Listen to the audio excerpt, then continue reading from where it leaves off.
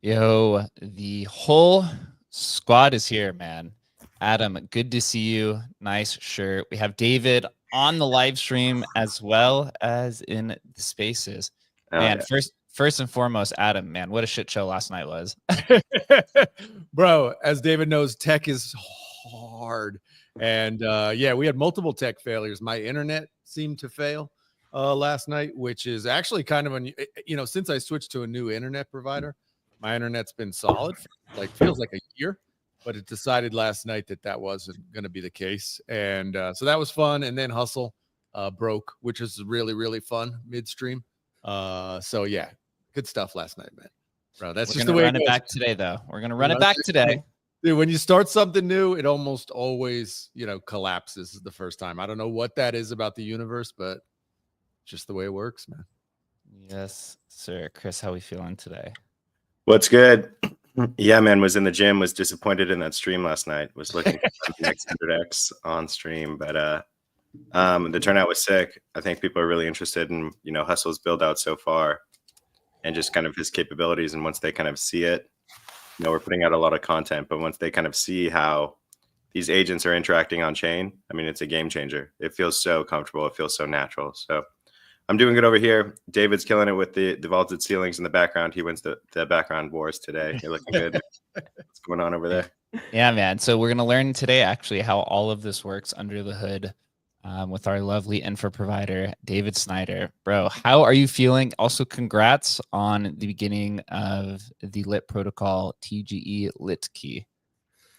Hey, everybody. Hey, guys. Hey, Adam. Hey, Jake. Hey, Chris. Awesome to see you. Feeling great.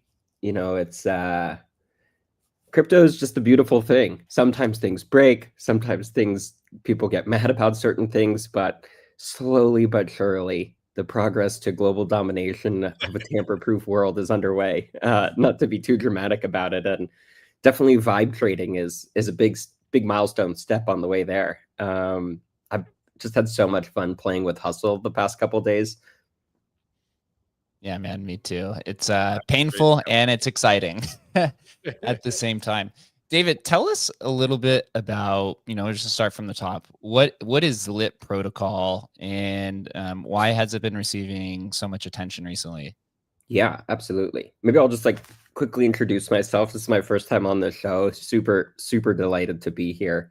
So to get right to the question, Lit Protocol is a decentralized key management network. So if you think about digital ownership in the most fundamental way, going back to Satoshi's white paper, if you pull up the white paper, you'll see the first sentence is I'm paraphrasing here, of course, we need peer-to-peer cash. The second sentence, digital signatures are half of the solution. We also need a way to prevent double spending. And then the next 9 pages of the white paper are all about proof of work and Bitcoin. But fundamentally, digital ownership is a ledger, state, who has what, and accounts, aka keys, that serve as the authority or the identity of who owns what asset. And so what we've built out over the past 4 years is essentially kind of taking Vitalik's insight from Ethereum, which is, well, if we make a decentralized system and you let people program it, then people can leverage that underlying power and capacity without having to set up the infrastructure themselves. And so that's what we've done in regards to signing and encryption. So the key management side of digital ownership. We built it out over the course of almost 4 years and then launched the beta network in October of last year. Been so grateful to work with the Emblem Vault team. You guys are amazing. And yeah, what's happening right now is a community token sale ahead of the TGE over on this platform called Legion. And then just to ground this a little bit, largely we see the system being used for 3 core use cases. One is cross-chain interoperability, like the amazing NFT bridge provided by Emblem Vault. The other is for private data. So teams like Fox and Lens use this for their user-owned data and data marketplaces. And then, of course, the super exciting bleeding edge area of bots with wallets or AI agents that trade. And there's plenty to get into there. Yeah, it seemed like the AI agent trend came super fast and you guys were able to, act on it really quickly. Just a little bit more of historical context. We've seen, these kind of infra projects pop up in various sectors, things like decentralized storage, which has kind of been around for 10 years, right? Things like Siacoin and Filecoin and all of these, I think Arweave is one of that nature. Then you've seen some projects like decentralized computation, like Golem and some other ones. This is, decentralized key management sector that's really emerged over the last few years. Another way to describe it, I guess, is TEE. Why do you think over the last maybe 2 years or so, TEE started to become adopted, and why is it important that this sector exists? Yeah, so maybe just a quick bit on the Lit protocol architecture, and then we can talk a little bit about because every amazing innovation is always standing on the shoulders of giants, and Lit protocol is certainly no different. And so the 2 core pieces of technology that make this kind of pretty far out idea of decentralized key management possible. One, as Jake mentioned, is the use of secure hardware, TEEs, and the other is something called threshold cryptography. And so maybe I'll give a little bit of historical context on both of those, and then how they come together in the context of Lit protocol. First on TEEs, for Like doing secure compute has been an open area of research for several decades, first starting in the 1970s. And it largely lived in academia and in IBM's labs. And then, this is my own read on the situation, but what happened in the 2010s was the Snowden disclosures. And very interestingly, about a year and a half after Snowden, that's when all of the cloud companies started offering TEEs as part of their stack. And my guess of what happened is like Bank of America goes to AWS and goes, hey, what the heck, guys? All of our customer data is being sent to a consortium of the world's governments. You never told us anything about this. We need a way to stop this. And so the cloud providers like Amazon and Google came out with these TEE offerings. They went to the hardware providers, folks like AMD and Intel, and said, we need a better computer, one where we can provably say that we do not have access. And then so these private compute offerings started coming to the cloud. And then a few years later into crypto, some crypto folks like us, like the team at Follow Network, basically looked at these secure hardware boxes and said, well, these are kind of cool because they're set up in such a way that the party that has physical access to the computer can't get into it. But there's a problem. And the problem is that the party that is running the code on this TEE can still access all of the data. And so the next innovation was to kind of move it from two parties have access, which is like Amazon and Bank of America. And the cloud providers move that to one party, just Bank of America has access. And now in kind of Web3, the use of TEs is no parties have access. Neither the party that physically owns the computer, nor the party that is operating the software on it. And so that's been a pretty cool progression to see over the past 10 plus years. And then the other side of that, the other side of lit protocol is this threshold cryptography component, which is a method to create keys through a process called a distributed key generation. So let's say the four of us participated in a distributed key generation. We would set a threshold, perhaps 3 or 4, kind of reminiscent of a multi-sig, but not on chain, actually lower level, at the level of the cryptography. And the 3 or 4 threshold is set up such that 3 out of the 4 of us would need to authorize any given transaction with that distributed key in order for it to go through. And so now we have these two privacy enhancing technologies. We have secure hardware, which is like a locked down or black box computer, and we have a way to distribute keys. The insight for lit protocol to kind of go after this big generational problem of key management was to recognize the drawbacks of each of these. So the drawbacks of TEEs by themselves is you create this total dependence on a single computer. The power goes out, the system is down. Somebody takes a bat to that computer, the system is down. Now, the issue with threshold cryptography is collusion. If the 3 of the 4 of us split up a key amongst ourselves, but then we decide, you know what, let's actually steal the key, we can get our parts or fragments of the key together. Like if any of the listeners have ever seen Harry Potter, it's a little bit like Horcruxes, where you need enough of the parts to complete the whole. And the issue there, as I mentioned, is this collusion issue. And so the insight that is at the heart of lit protocol is combine these two privacy enhancing technologies such that they're very complementary. The threshold cryptography component prevents the single dependence on one TEE box, and the TEE prevents the collusion amongst the threshold.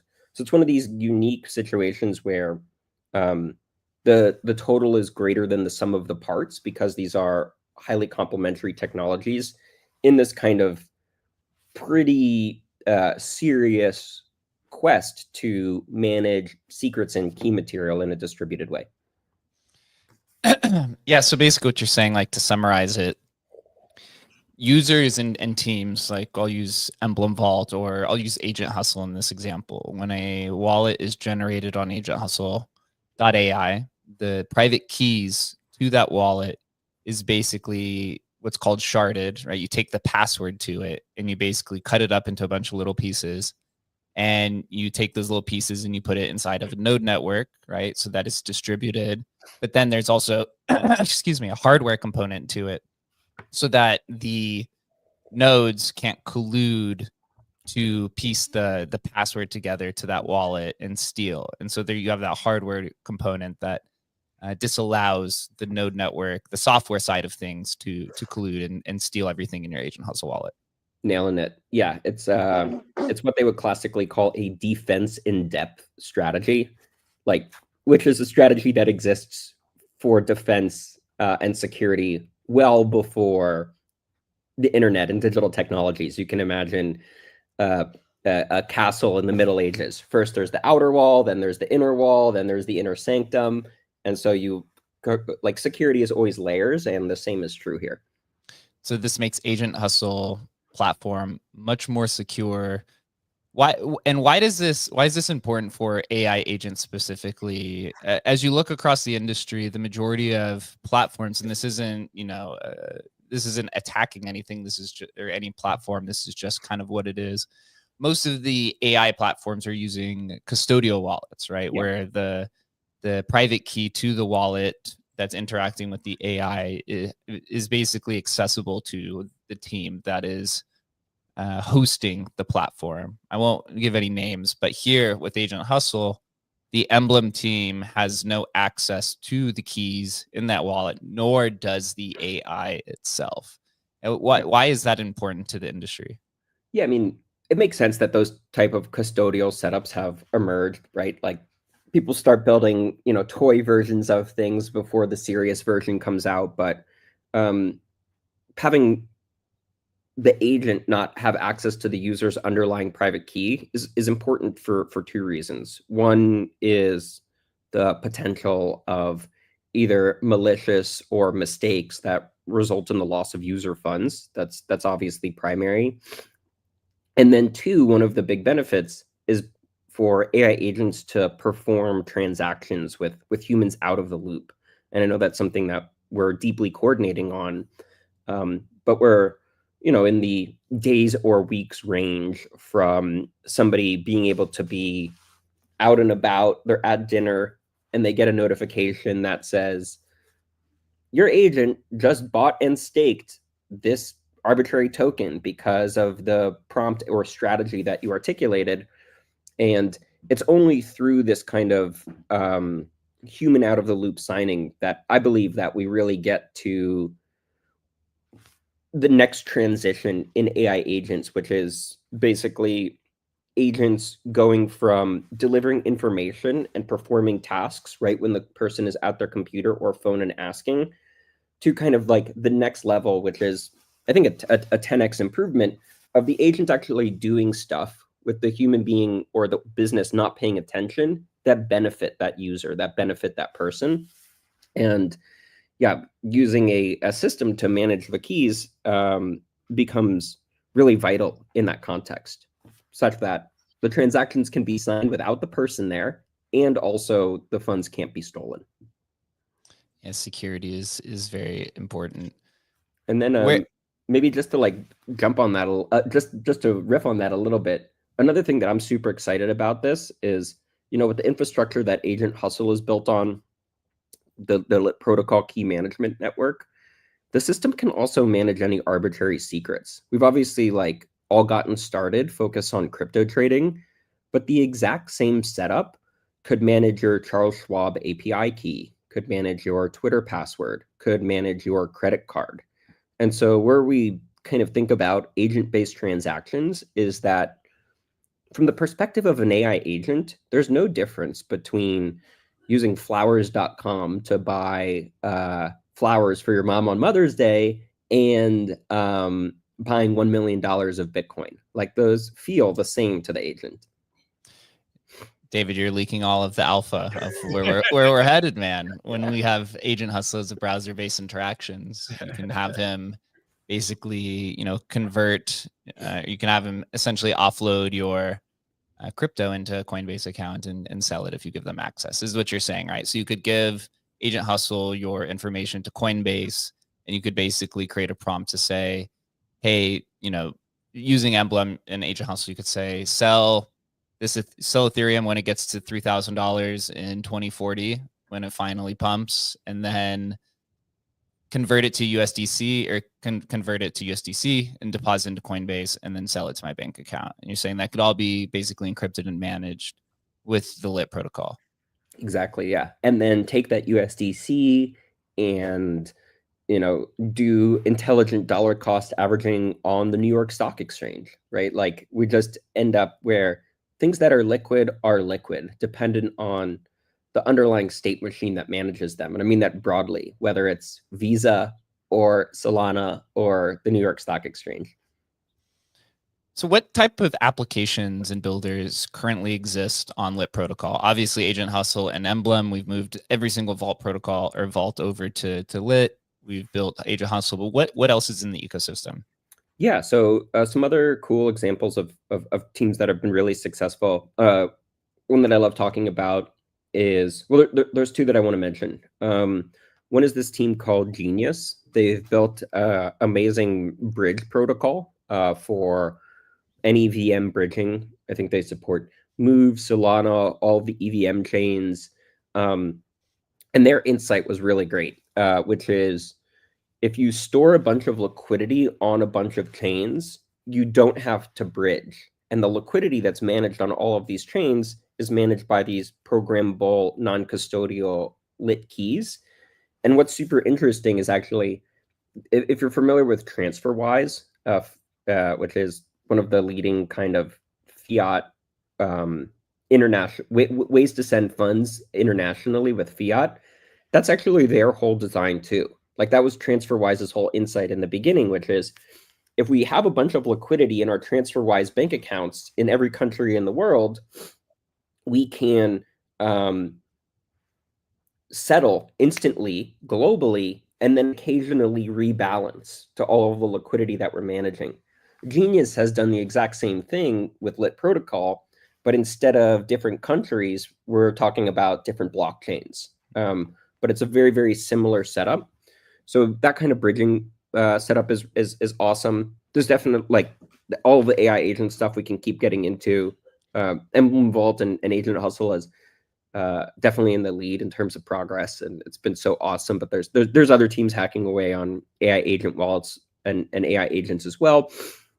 And then the last piece is around private data.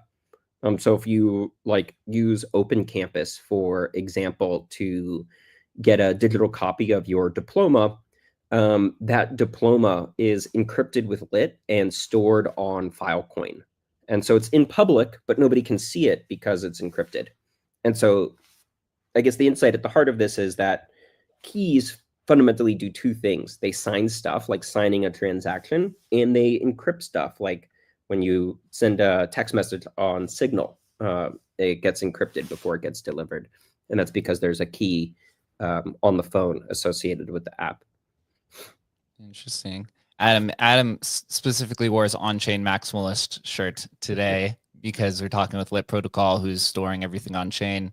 Yeah, Adam, what do you think? You know, obviously we've worked with LIT protocol now for a handful of months. We moved everything over. Does the protocol, get you thinking about where the future is headed, or do you still get confused a little bit of what it does? I can't say I'm not confused technically what it does. The way I explain it to people who ask me, I'm just like, there are these boxes, right? And these computers are kind of spread out all over the world, and they do like a key generation thing, and then they coordinate together, right? Yes. That's the way I think about it, just from like my monkey brain, right? While before, what we were using before, it's like we had to have a shard of part of that key and stuff, and it just was not fully decentralized. It's not what we wanted to do, right? So this ability to do that, and then the crazy one is with where nobody has the key except, for example, the agent, and it's provable that the agent only has the key. That's when it gets like into this like dystopian future, possibly crazy future. But it gets really exciting too, because there's just like this just infinite number of things you can do. And also there are all these combinations in between where the human can have some control over the wallet, or have partial control, or have a dollar value controller, all these kind of mixes that make it very interesting from just a future perspective. Like, how's this going to work? I don't think any of us really know how it's going to work, but you can see that there's just tremendous opportunity for creativity for the AI agent sector, which obviously we're super excited about. So, I think you touched on it a second there, like the ability to, I'm calling it, I think Shannon touched on it last night in a private chat. He calls it AFK trading, right? Away from keyboard trading. And I was like, bro, that's exactly it, dude. That's exactly it. That's exactly what. And I want it beyond. I mean, this is where, like, we haven't even, most people who are listening haven't really thought about agents themselves. We still think of them as like bots. Like, I'll set a thing, I'll set a sell order or a limit order or whatever. That's not an agent. An agent is like, he has this knowledge and you've given him directives, but then he can make independent decisions. Like, and that, to be honest, we haven't really seen that yet. Like, we're still in like the baby steps of that. And so, yeah, go ahead. Sorry, go ahead, Adam. I was just going to say, and so that's where it gets like really, just really exciting to me, because we're tapping into this incredible knowledge base, which agents are, and their ability to see things that we can't even see, to do things because they're seeing, infinitely more information than we can. So for me, it just gets, that's like, we're in the first innings here, right? And so it's just very exciting. It's so exciting. Yeah, this is the one thing that that inspired me to say, just related to the timing, is that since the release of ChatGPT 3, like a little over 2 years ago, there's obviously been this kind of like pretty steady but impressive increase in the ability of these agents, and that's the other story here. There's like all of the infrastructure and the signing and this type of thing.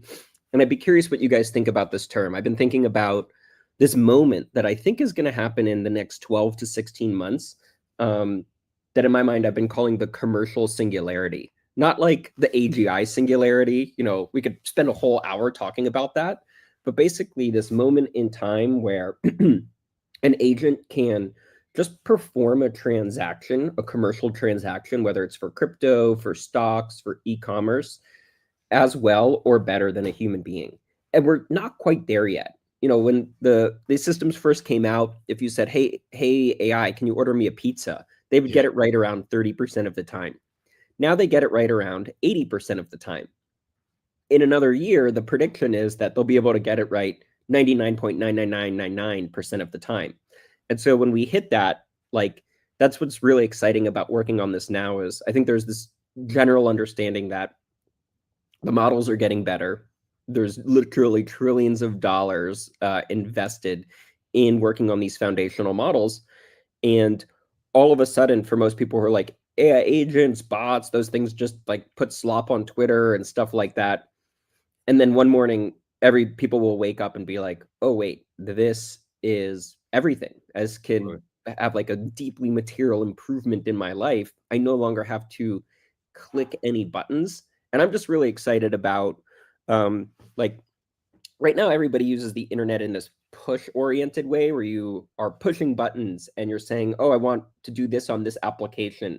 And I think we're just going to see a flip of how that, of what that interaction looks like. Adam, to your point, where you give the agent a directive, and then occasionally the agent contacts you either for clarity or confirmation on what it can do. And yeah, like, people have more free time. Dude, it's like we were talking yesterday. I did an artist friend of mine was like, hey, could you send one of your pieces to this guy? I'll send you another one, because he wanted to line up like the numbers. He wanted like the 21s of her multiple collections. I was like, sure, no problem. I went down like a rabbit hole. It was like 45 minutes. The MetaMask wouldn't send it, this and that. I didn't even know, I'm in ChatGPT trying to figure out what's wrong with my MetaMask and stuff. Like, all this stuff. It's like, we're still thinking like, oh, blockchain, I got to learn how to use wallets. And so it's like, no, it's going to be completely, once the infrastructure is built out, the idea that you're going to be like manually doing blockchain transactions is like, it's just not going to happen. It's not going to happen in 2 years, And then even at the institutional level, like, let's say today, if Adam, if I want to delegate some of my funds to you for you to trade on my behalf, you would literally have to spend $500,000 setting up a fund, setting up the corporate structure, setting up the legal structure for what is Possible. quite simple, like a pretty simple thing, which is like, hey, dude, here's some money. Can you trade it on my behalf and not steal it from me? Right? Like right now, there's just so the regulatory overhead to get to that point in terms of the entity setup and accreditation, all of that type of stuff is extensive. Yeah. And so, yeah, I think that's one of like the untalked about but huge aspects of this is just it's a total disruption to like hedge funds and to financial delegation at this really fundamental level. And I don't think the market has really perceived that yet. It still feels like toys, which is a classic. You guys probably have heard the story. That's like all of the great innovations start as toys. My favorite anecdote of this is coding in general. The first thing that was ever encoded was a music box. I think in the 1700s, you had the computer and then you could put in the different cylinders, and as you spun the thing, they would play different songs. And that was the first time you could ever like run arbitrary code, in this case, different songs. And so like that was a total toy. And now logic defined in software runs the planet through and through. And so I think we're on a similar trend here where you play with these things, you're like, this is cool, this is neat, maybe this is materially improving my life. But first, trading for individuals gets radically improved. And then I think very shortly thereafter, it just kind of moves up in terms of the types of teams that use this to gigantic institutions, sovereigns, nation states, etc. Yeah, as Chris Dixon wrote, with crypto, we're in this read, write, own kind of era. With AI, it becomes like read, write, own, interact, I guess would maybe be kind of the fourth one. And we're all kind of at the intersection of this.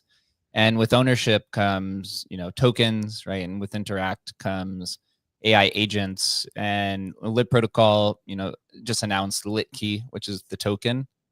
Can you explain what is Lit Key? What is the purpose of it, and how it'll be utilized within the protocol itself? Yeah, absolutely. So as Adam was getting at earlier, like Lit Protocol is this key management network that's fully orchestrated by blockchain smart contracts, such that nobody holds the key pairs. It uses these sophisticated privacy enhancing technologies. And Lit Key and the community sale is happening right now. Like folks can apply for allocation up until Friday. So it's definitely exciting time. That's at like a community rate. So we're really, really excited to make this offer ahead of the token generation event. Again, over on legion.cc. You do have to KYC if you want to get some tokens. That's the only kind of constraint. And also have to mention that people in the UK can't participate. But outside of that, the token is very similar to the way that a token works on any given smart contract platform like Solana or Ethereum, which is the nodes stake the token. People who are token holders can stake and delegate the token to earn yield. And then developers like Emblem Vault and Agent Hustle, who are leveraging the infrastructure, use this as the payment token or the network token. So pretty much a kind of a copy and paste of Ethereum or Solana's token model, but just with a different output, signing and encryption instead of state management. So you're moving on right now. We use this like credit system. So that's being replaced with the token. And then also, what are the technical specs of Lit Protocol? Like, is it an app chain? Is it a layer one? Is it, some sort of side chain? Just go through that. Yeah, it's a great question. So it goes back to what I was mentioning earlier around like signing and state being fundamental and primary. Lit Protocol is not in the block space stack. It's this kind of orthogonal or other thing. So yeah, because the output is not for state management, but for signing for keys. So I don't think it necessarily falls into this like app chain L1 stack. It's just a different type of thing. And we already have examples of this, like Chainlink is far and away the most popular decentralized network that doesn't do state management. They link data from various sources. Lit protocol is in a similar category in that the intent is not to do state management, but to let developers create applications that sign across all of these state machines.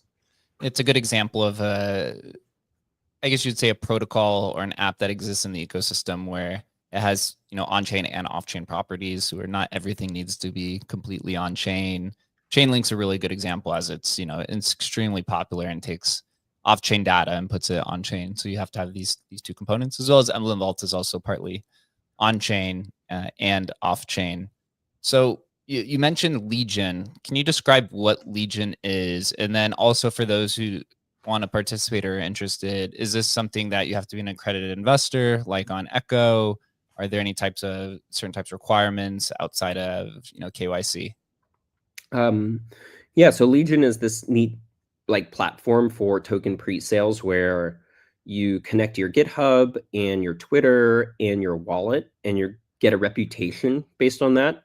And then you can write a little cover letter and say, hey, I run this group, or I've been in crypto for this amount of time, or here's why I'm interested in this project. And you say, and I want to buy $2,000 worth of the tokens. And then our team is reviewing these and shortlisting these applications on a rolling basis. For US peoples, accreditation is a requirement, but elsewhere in the world, it is not. So yeah, that's just the nature of how that works. Do with that information what you will. and dating back to a few years ago when you guys have started, you guys have had a few investment rounds. If I remember correctly, you're stationed or headquartered in Silicon Valley area in California. Can you just take everyone through kind of the process of the fundraising and how it leads to the token? I know a lot of people are generally curious on just kind of how it works, how many rounds, VCs, just kind of, we're just curious. I mean, we've been very transparent about how Emblem previously had tried to seek VC rounds and it didn't work as well. So we're more, on just like issuing the token to the community at a very low rate. But yeah, just take us through kind of the fundraising and type of teams and capital funds that support Lit Protocol. Absolutely. Yeah, maybe I'll just give a little bit of historical context and also shout out my co-founder, Chris Casano, who's the technical lead on the project. So maybe starting at the beginning, I got out to the Bay Area right after college. I'd started a SaaS business with a couple other guys. We ended up selling that to LinkedIn at the end of 2017. It was doing a couple $1 million in annual recurring revenue. But during that time period from 2013 to 2017, I'd bought Bitcoin. I thought Bitcoin is cool. Then I read the Ethereum white paper and I had just a total mind blown experience. I was like, oh my God, programmable money. This is it. This is the technology that's going to save the world. And I also met Chris, Chris from Lit Protocol at the same time. And his story is amazing. He started mining Bitcoin in 2011 and, participated in the Ethereum pre-sale. But in 2013, that's when he first started working on wallets, actually. He realized that there wasn't a safe way to make a paper wallet, which is when you print out 2 QR codes of the public key and private key such that you can put them in a safety deposit box. And so he built actually the predecessor to Ledger and Trezor and sold, I think, a couple thousand units in the 2012, 2013 era. And then so we're friends for a couple years. And then I have that acquisition to LinkedIn, Microsoft, decide not to join that team because I'm just so inspired by Ethereum. And then in a classic kind of entrepreneurial story, we then spent the next 3.5 years trying to find the right idea. We raised money, we shut things down, we iterated through half a dozen different things. And for me personally, having come out off of 4 years of doing B2B SaaS, I was very interested, and we set up these design constraints around we are architecture people. Let's try to solve an architectural problem that is really, really low level as a way to be excited around spending your life energy. These are 10, 15, 20-year commitments to build a network, to build a startup, as you guys well know. And so after several years, we kind of had this glimmer of an idea. I said, well, what if we can use a network of nodes to manage key material? And that was February of 2021. By September of 2021, we raised the first round. We raised $2 million, led by this group, Collab Currency. Continued to build out the prototypes. Then 6 months later, in April of 2022, we did a $13 million round that like Balaji Srinivasan participated in, Stani from Aave participated in, but it was led by this group called 1KX. And then with those resources over the next 3 years, we built out the protocol, this key management network we've been talking about. And so we've sold about 15% of the tokens to investors in those 2 rounds. I've tried to be pretty kind of thoughtful about that, make sure that we can like build this deep technology and also provide the system as inexpensively and as broadly as possible. We're believers in it.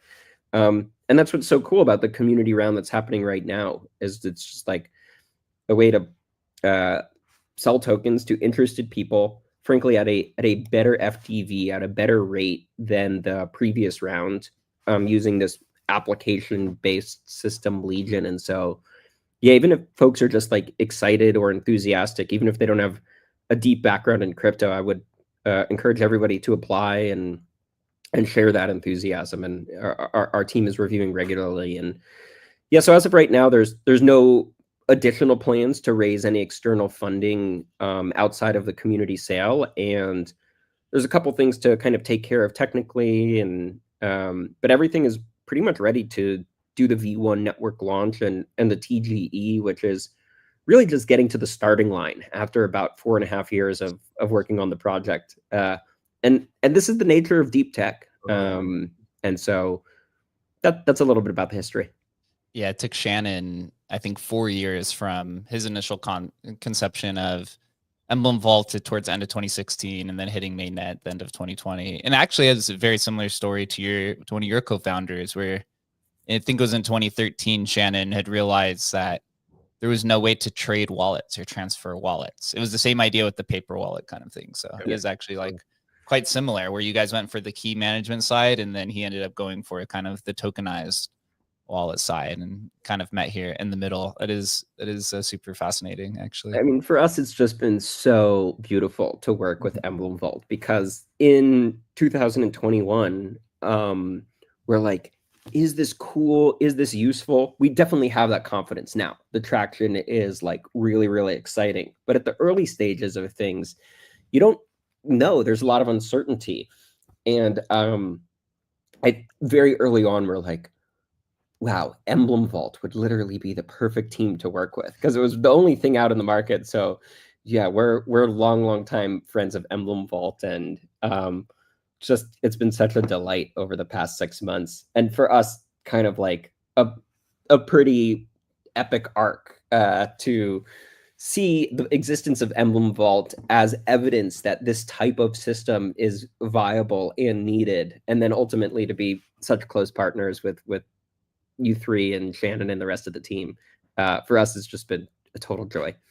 Yeah, it has. I've never seen Shannon so smitten by a protocol for coming and finding the protocol, because you guys had the programmable keys and wrapped keys and that type of infrastructure, which me and him, dude, we got on probably 10 different calls from different types of TE systems and everything kind of under the sun. And you guys are the only ones that were able to offer even some. We should find that old Discord where he was like, holy cow, guys, you got to look at this. Like, I think it was, we got to screenshot that, man. Maybe frame it, dude. Give it to David. Yeah, I love that. Like, holy shit. Like, if I was going to build it, this was the thing I wanted to, like, he was, I think we've talked about it before. Like, he was thinking like, shit, I'm going to have to build this. He wrote actually like a LinkedIn piece in 2016, basically conceptualizing the protocol. So his and his co-founder was on kind of the same path.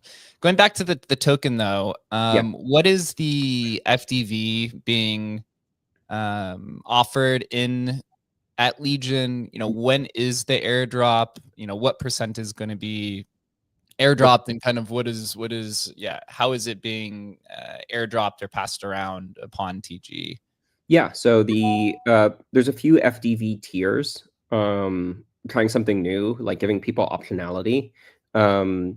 There's a 100 million FDV tier with a 1-year lockup. There's a 150 million FDV with a 12-month linear vesting, and then there's a 250 FDV with full unlock at TGE. And interestingly enough, we've seen like a pretty even distribution across these tiers for interested folks. Personally, I think the 100 FDV one with the 1-year lock is the most interesting. But not surprised to see the 150 with the 12-month linear vesting have a lot of enthusiasm behind it. And I also want to clarify that for Americans, only one of those options is available, the 100 with the 1-year lock.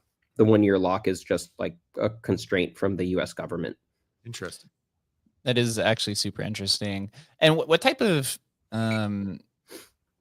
parties have found interest in Lit Protocol? Is it mostly, institutions? Is it degens, from outside of the United States, or is it more like long-term holders, or maybe just combination? The thing that has been most exciting to me about this Emblem Vault sale is just frankly all of the founders that are putting in between $20,000 and $50,000 of this token. Sure. We're in the midst of the process right now. Things could change, but it's been like degens, people who are on Twitter, founders, and kind of like core teams at some really impressive protocols. And then a handful of VCs, not the funds themselves, because frankly, VCs want to invest more money, and this has a limited cap of $3 million, and we're kind of thoughtful about the check size or the amount of money that somebody can invest into the system. But a lot of individuals at VC funds who are jumping on the opportunity. And then one final question about the token part, and then I'll pass it over to Chris, is where will this be available upon TGE and airdrop? Is this something that you transact on Uniswap? Is it an ERC20 token? Are there going to be centralized exchanges? And what's the overall distribution? Yes to all of the above. The token contract, it'll be on Ethereum on the L1. It will be, we've set up bridges to Arbitrum. And so, yeah, like on day one specifically, I can't say exactly right now which venues it'll be traded on. They don't let you say, unfortunately. Those venues have asked us to keep that. The ones that we're confirmed with have asked us to keep that private, such that they get to do the announcement and have all the enthusiasm associated with that. But yeah, we're excited about the venues in which the token will be available, and that includes DEXs. Yeah, I think most degens are generally, or most people who are listening to the show are probably interested on where do I trade this on chain? Yeah, it'll be Uniswap on Arbitrum. Will be the on chain venue. Fantastic. Chris, what's your thoughts on Lit Protocol? Obviously, you were part of the Emblem team, and I know you're pretty fond of it. But do you have any questions as well for David? Yeah, man. Super excited about everything that you guys are building. Great to meet you guys, and just kind of blown away on how much you guys have accomplished. So hats off to you. What do you guys think? What did you think was going to be kind of the biggest use case for Lit when you guys were building it out? And were you kind of surprised at what began kind of catching traction after the fact? And what do you guys think might be missing? If I could start there. Yeah, I think at this fundamental level of signing, the cross-chain piece was always obvious. The private data piece was always obvious. I think the thing that was surprising was AI has obviously been around as an idea, as an experiment for many, many years. But I don't think we could have predicted the emergence of OpenAI and I suppose we could have predicted it, but just to see AI be much more real and less theoretical has been that's been the surprising component. Although we kind of quickly adapted to that, and then have been building these frameworks in partnership with Shannon and the Emblem Vault team around agent wallets. So I'd say that's the surprising component. In terms of what's next, the V1 network that is going to launch with the TGE simplifies a lot of things around authentication, is a massive improvement to performance which we're really excited about. That network is set up to scale horizontally infinitely as long as there's enough of these type of secure hardware boxes in the world. The network can leverage them, and so that kind of like uncaps the TPS, or the requests that the system can process per second. Then one of the other things I'm really personally excited about, and it sounds like we should connect with Shannon on this, but we're working on getting a headless browser running in the Lit network, such that we can do these e-commerce transactions through agents, and that'll be pretty powerful. That's we may awesome. beat you to that. Yeah, no, I think better together. I think that's gonna be one of the unlocks coming soon here. Yeah, That's huge. Because I just think it's so it's going to be just so interesting to see what people do with that technology, right? With the ability to kind of have agents interact with the browsers directly or natively. It's going to be, it's just super exciting, man. And the way we think about it is still this kind of like the agent is out there doing its own thing, looking at the browser, what type of sandwich should I buy or whatever. And then at the point of the transaction, when you want to use the credit card, you take that checkout link and then you pass it to Lit, associated with some user, Alice. And so the agent is doing all of the figuring out of stuff. And then that last mile of where that transaction happens is where you need the secret, in this case, a credit card number. And this is kind of like, I think, the unifying idea, which is to say that in software, whether we're talking about Web 2 or Web 3, identity, and more specifically, authority, is always represented by a secret, whether it's a private key or a credit card or an API key. And so obviously, like, the nature of innovation is learning over time, and that's such is the nature of invention. But the current mental model we have is like agents, they're doing stuff on browsers, they're figuring stuff out, and then at the moment it comes time to transact, that last mile is passed to the secret manager. And so, like, kind of the future, one of the futures that we see here in terms of how to continue to provide massive global scale value is, and I'm curious about your guys' read on this, and I know we're getting close to time, but like right now in Web 2 and frankly in Web 3 largely, there's two parties involved in every interaction. At the bottom level is the user, and the user interacts with websites directly. What we're seeing with AI agents is the emergence of this middle tier, where the person or the business interacts with the agent or the agent framework, and then the agent interacts with the services. Yeah. And so the service is out there doing stuff, and then the service says, please buy this. And then that goes to the agent, and the agent may notify the user if the user wants that, get user confirmation, check against a set of guardrails or rules, and then go and complete that transaction. I'm gonna have agent hustle arbitrage Amazon drop shipping.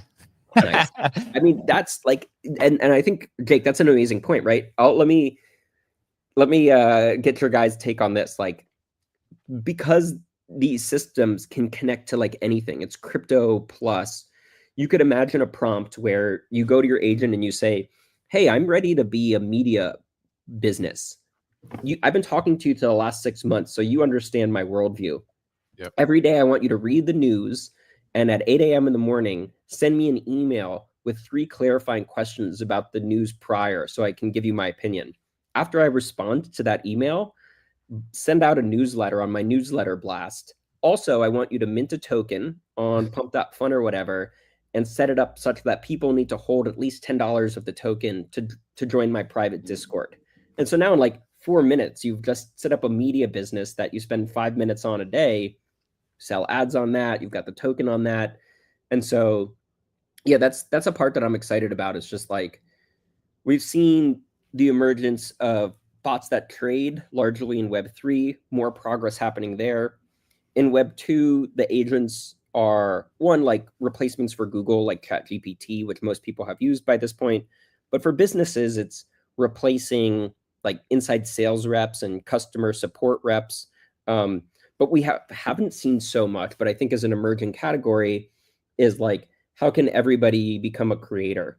For you guys to do this show, it's really amazing, but there's a lot of overhead of things to set up. And those type of things also are available to be done by agents. And yeah, I think just like one prediction on the end game is certainly Apple will have their play. We already see it with Apple Intelligence in that kind of like framework of there's the services, there's the agent, and then there's the person or the business. Like, what is that middle layer? Certainly Apple has a play, Google will have a play. OpenAI has kind of tipped their hat to say they'll have a play. They're working on the commercialization and an agent framework.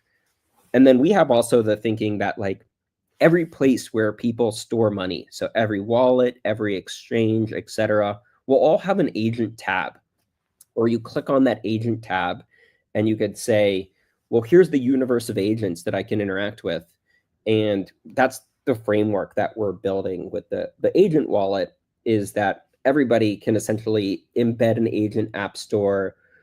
The wallet can generate like a small take rate on the revenue by sourcing the user, the demand. And then people who are building agents, agent runtimes can meet that demand. And like, that's the new economy, or at least one prediction of what it looks like. Accelerating at a fast pace. Go ahead, Chris. Yeah, that's dope. I mean, it creates like so much less friction for like duration mismatches and time mismatches. So I think that that's pretty on point. Another thing, just super underrated part about Lit is kind of, you guys have a stacked team. You guys did a phenomenal job fundraising.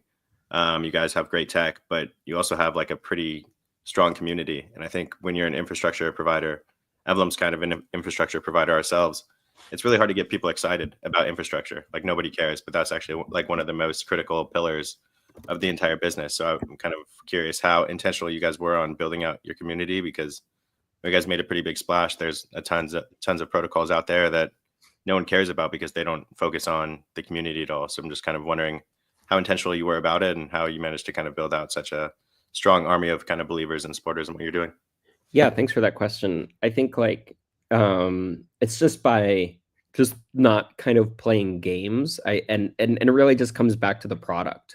That's been the whole goal here, is build the best possible version of a decentralized key management network. Like go through the schlep, not take the shortcuts where available. And for us, that was the risk. Like, are people going to recognize this, that we spent these years on this, et cetera? And yeah, it's come to fruition. There's obviously more to go there. But that's just, I think one of the things that's really awesome about the crypto space that maybe people who aren't in this space don't recognize. They see the big flashy stuff and the meme coins and what Trump is doing. But for people who are in the space, teams, which is an awesome thing about this, like get credit from the vibes and from the community for doing things the right way. And so, yeah, I would just kind of anchor it in that. It's just like building something that people want and need, trying our best to be super thoughtful when anybody have any questions, or super open book.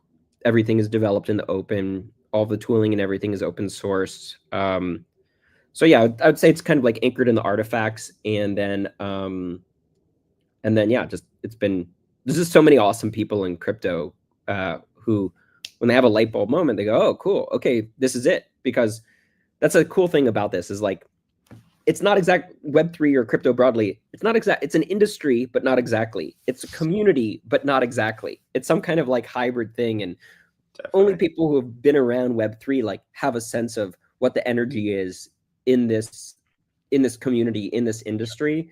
And I think one of the awesome attributes of it is that building the right infrastructure comes with its own kind of like material benefit from a community perspective. Totally. I think you guys have done a good job of that. Obviously, you're like what I guess you call it customer support, but just the way you support obviously us. And I've heard other spaces with you talking with other people who are using Lit, and you've created, big fans with the people who are using it because you provide such great support and great, help and stuff. And I think when it gets down to it in Web3, we focus on this like aligned incentives, right? Very much. And you have a system where, people who are using you have aligned incentives for you to be successful, and you're providing the best product on the market. And, so it's just, it's a no-brainer. And I do, to Chris's point, you've done a great job kind of managing that. And I think it's interesting, like you mentioned Chainlink, about how this is kind of like, it's not purely a blockchain play, but it's kind of in this like interesting space. And I think that's it's a really, really interesting analogy of like, you know, the Chainlink TGE event. What did that do? You know, it's really interesting to think about it this way, where this is like, it's very new, right? But you're at like this cutting edge sector of key management, which may sound boring to some people, but at the end of the day, like when we're talking about the hottest industry on earth, which is AI and AI agents, you're right there. Creates a very interesting, investment thesis for people, I think.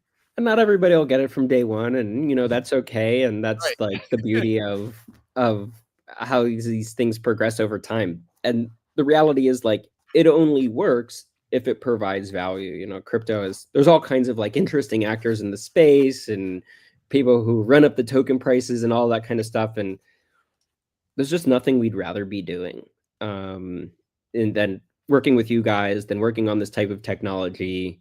And yeah, working on identity in this very kind of like primary and fundamental way is just super inspiring. So yeah, it's been an absolute pleasure. It's obviously a roller coaster. Every endeavor into innovation is, but yeah, the adventure continues, and this next milestone, the community sale on Legion, is a pretty awesome opportunity for folks who think this makes sense to get involved. Yeah, and really, the path of innovation is very lonely to start, and it generally is still lonely even once you get to the top, because the majority of times people still don't really understand, or they think it's a scam, or you kind of have this bifurcation in the industry of, retail is more focused on meme coins and kind of attention, right? Whereas what we're seeing over the last few months, maybe, that a lot of the venture capital firms or long-term investors or buyers are now starting to kind of shift back to this like fundamental thesis and start supporting the builders again, which really hasn't been the case, it seems, for the last year or two. My final question is, what's your thought on this like emerging return back to, focusing on companies that have revenue, or, products that have users, and less on, meme coins and attention? Do you feel that from the kind of conversations you have with VCs, with the people who approach you, as, Emblem and Lit are both, with our token keys, and then yours with Lit Key, are both similar in a similar kind of utility infra coin type sector? Yeah, I would say yes, totally. And frankly, like a lot of the insiders, like always were like, meme coins are kind of a flash in the pan, and have always been on what is the material value that we're providing here. And I think like for a lot of people who are kind of in our age cohort, we grew up with the internet and we saw these systems like Facebook and Instagram and other types of things. All of a sudden, nobody was using it, and then all of a sudden, everybody's using it. And there's this kind of underlying question that people have been saying in crypto, and with the current administration in the US, we're starting to see the tides turn. But like, where's the global adoption? How come the market cap of crypto is small percentage points of the global economy? When is the big flippening, which is like the world's economy is actually running on crypto rails rather than our traditional fiat rails? And why does that still seem so far away? And to compare it to like the rise of Facebook and the rise of Instagram, I think is a little bit of a trap. It's more interesting to me to look at it from a lens of computing. And when we talk about the lens of computing, now we're talking about things unfolding on the order of decades, right? Like it took decades for computers to go from the size of a house to the smartphone. And the story of decentralized computing, including state management and signing, like with Solana and Ethereum and Lit protocol respectively, is on that same kind of deep tech track that we saw with the emergence of computing. Same thing is true of other deep tech like AI. It seems like all of a sudden it's here with ChatGPT 3, but that's only as a function of many decades of research prior to that. And obviously, like, crypto is super unique because things are liquid as the building is happening. So yeah, I would say for the people I know who are kind of like in it for the civilizational revolution and the distribution of authority and individual sovereignty and all of the amazing ideals that exist at the heart of crypto, that really hasn't changed. There's fashion there's meme coins. That's going to happen. But yeah, a return to the fundamentals is definitely super exciting. Yeah, it makes us motivated. I know it makes you guys motivated. And David, dude, congrats on everything that you guys have built. It's not easy to continue to push against the resistance, in times of bear markets and narrative changes and everything that goes on. You guys have continued to move forward, and I'm excited to see how the TGE goes, which I assume is going to be great, as it sounds like you guys have really cross your T's and dotted your I's all across what a successful TGE will be. And Emblem will continue to, participate and be a big player in the ecosystem. So really, for those that have listened or are watching on live stream, please give David and Lit Protocol a follow. If you have any questions about, their TG, if you're interested, just, reach out to them or go to Legion, and or even reach out to us and we can help. David, I'll give you any final comments or questions as we wrap this up. No, just just so grateful to be able to work with your team and this ecosystem broadly. And yeah, I mean, it's happening. These are the times. So the adventure continues. Thank you guys so much for the time. That it does. Everybody for That tuning it in. does. Yeah, appreciate everyone. Please make sure that you're following in David and the Lit Protocol that's on stage so that you can stay up to date with our infra provider as Emblem continues to grow. Please make sure that you also follow the Emblem account, Agent Hustle, who's also on stage, so you can stay up to date with Emblem 2.0 as we take NFTs to every chain here pretty soon, as well as continue to grow Agent Hustle. We host a show Tuesday through Thursday, 11:30 a.m. Eastern time. We'll be back tomorrow morning. Also, Adam and I are hosting a Hustle live stream today at 5 p.m. Pacific, 8 p.m. Eastern. We have fixed the bug that happened on live stream. That was kind of wild, but not the first time that's ever happened. So we're going to run it back, and we're going to try to find the next 100x with AI, and we'll continue to make that a weekly or multi-weekly kind of show as it pops up and as the market continues to come back. Please, everyone, have a good and safe Wednesday. And Adam and I will see you later this afternoon, or Adam, myself, and Chris will see you tomorrow morning. See you guys.